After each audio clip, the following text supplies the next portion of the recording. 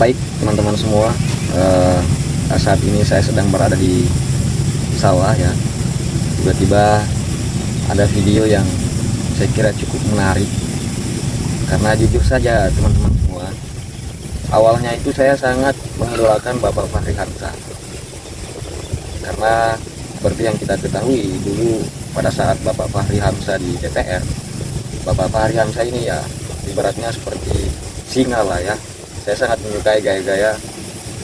menyukai gaya Bapak Fachri Hamzah, kemudian retorikanya yang cukup terstruktur, sistematis ya.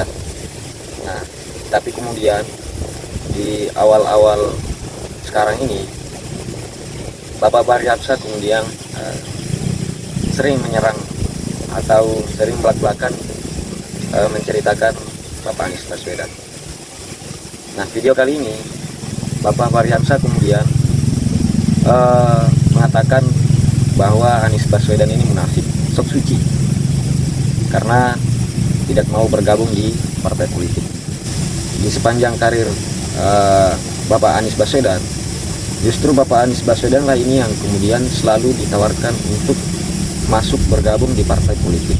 Tapi kemungkinan ada alasan tertentu dari Bapak Anies Baswedan sehingga belum menyatakan sikap untuk bergabung di partai manapun. Untuk selanjutnya kita akan menyimak apa yang menjadi pernyataan Bapak Fachri Hamzah.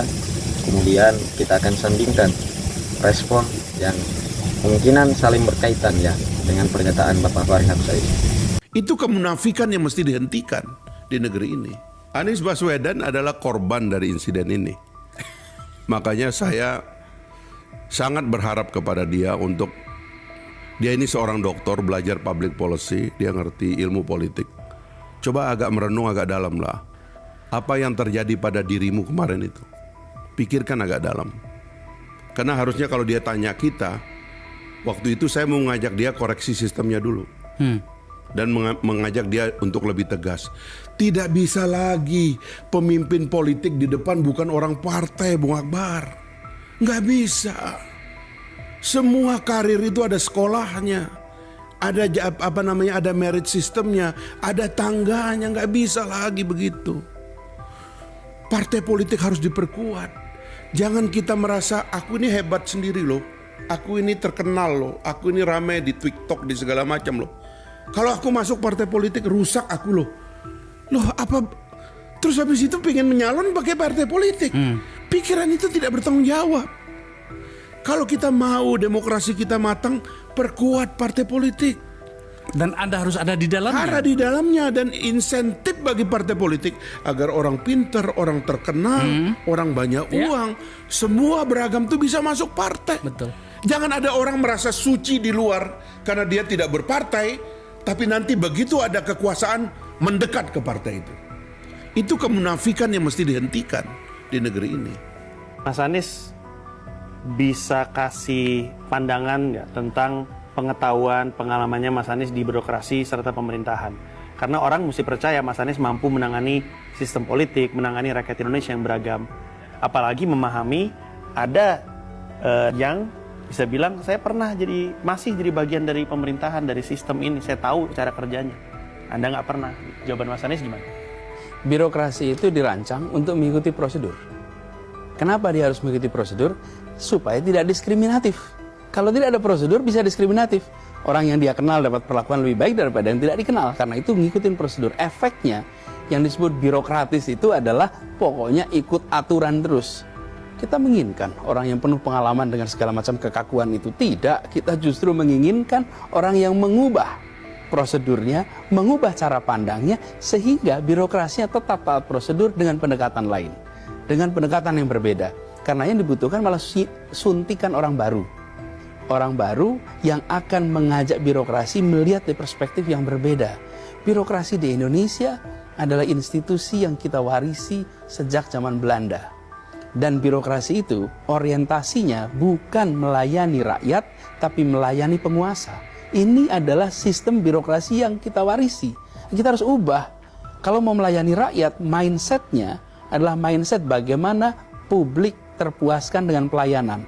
Bukan bagaimana atasan atau penguasa terpuaskan dengan birokrasi. Jadi justru saya hadir untuk membawa kebaruan. Kalau pengetahuan birokrasinya, saya belajar tentang birokrasi, saya belajar public policy, justru itu wilayah yang selama ini menjadi bagian saya. Bahkan saya menjadi National Advisor, penasihat nasional untuk desentralisasi dan otonomi daerah yang urusannya juga dengan urusan birokrasi di seluruh Indonesia. Tapi tidak berada di dalam birokrasi. Dan itu artinya justru bisa bawa perspektif baru. Lihat, tempat-tempat yang banyak perubahan selalu didatangkan suntikan orang baru untuk mengubah. Saya berencana bersama orang-orang lain yang kompeten untuk mendorong perubahan di birokrasi kita. Sekarang kapan negara itu nggak mau membuka ruang dialog? Ketika kebijakan tidak didasarkan pada data, maka dia nggak berani berdebat. Maka dia akan tutup kritik itu, karena dia nggak punya datanya, karena dia nggak punya argumennya. Ada yang berpikir sebaliknya gitu, mengcounter gitu. Bagaimana cara kita menerima counter ketika kita seorang pemimpin? Counter tuh maksudnya? Maksudnya ada pemikiran lain Kritik. gitu atau kritik gitu. Oh ya, kalau kita berada dalam kewenangan, maka ruang kritik itu harus dibuka. Lebih banyak. Ya, saya bertugas di Jakarta. Ya. Kurang kritik apa coba? Bener gak? Ya. Pernah saya lapor polisi? Pernah. But I would like to ask, was that the toughest time of your life? No. Really? No. The toughest itu adalah masa kampanye. Setelah masa kampanye easy, relax. Kalau kampanye itu toughest, kenapa? Intellectually demanding, Drained. okay? Physically demanding, mentally demanding. Tapi setelah masa kampanye lewat. Kampanye pilkada, kampanye pilpres itu secara fisik melelahkan, secara intelektual, secara mental semuanya. Tapi ketika menjalani dan gini loh, yes, kita ini berada di pemegang kewenangan. Betul. Saya beri ilustrasi nih. Kemudian kami punya program A, program dikritik. Terus gimana kalau program dikritik? Ya saya harus jawab dong. Betul. Berarti tim kita harus menjelaskan dong. Ya. Terus yang mengkritik lagi, jelasin lagi, kritik lagi, jelasin lagi. Apa yang terjadi? Public education. That's my mission. Yang nonton tercerdaskan. Ya. Nih, kami bilang sumur resapan dibutuhkan. Ya. Terus bilang sumur resapan nggak berguna. Jelasin manfaatnya, jelasin ketidakgunaannya, jelasin. Itu yang dengerin. They're judging on our argument. Dan akhirnya mereka akan setuju dan tidak, walaupun tidak dikatakan.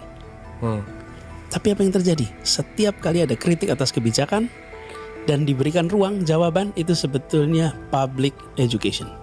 That's right. Nah, saya tadi dari awal bilang misi kami ini meningkatkan kualitas manusia. Jadi ketika debatnya itu policy, I love it. Iya. That's Karena ada better. data, ada Persis. pemikiran. Ya, Nah, oke. sehingga gak usah sakit hati. Sekarang kapan negara itu nggak mau membuka ruang dialog? Ketika kebijakan tidak didasarkan pada data, maka dia nggak berani berdebat. Maka dia akan tutup kritik itu, karena dia nggak punya datanya, karena dia nggak punya argumennya. Jadi saya selalu mengatakan kalau ada yang dikritik marah, berarti you Dia do tidak not punya data. exactly.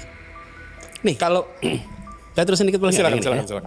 Jadi ya, kalau nyusun kebijakan pakai argumen, pakai data, pakai hal yang bisa dipertahankan, dikritik, ditunjukin datanya. Tapi kalau bikin proyek nggak ada visibility studiesnya, atau visibility studies bilang nggak bisa tapi dipaksain, terus kemudian dikritik, marah pasti, ditutup. Ruang Benar diskusi nggak? ditutup. Betul ya, Nah, setuju. disitulah kenapa saya katakan tadi politik saya maknai sebagai proses penyusunan kebijakan. Itu fokus saya di situ. Ya. Saya ingin kualitas kita sebagai pengambilan keputusan melalui politik untuk kebijakan-kebijakan itu makin hari makin baik.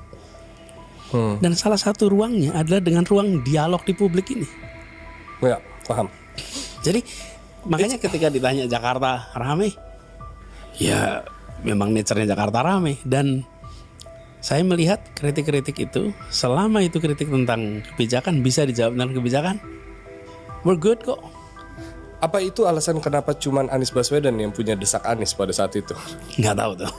Tapi saya termasuk yang merasa bahwa kalau memasuki wilayah politik, Harus bisa melewati itu dulu ya. bukan itu. Saya ingin menghormati pemilih saya Oh, paham. Iya. dengan cara mereka tahu apa yang jadi pikiran saya. Betul.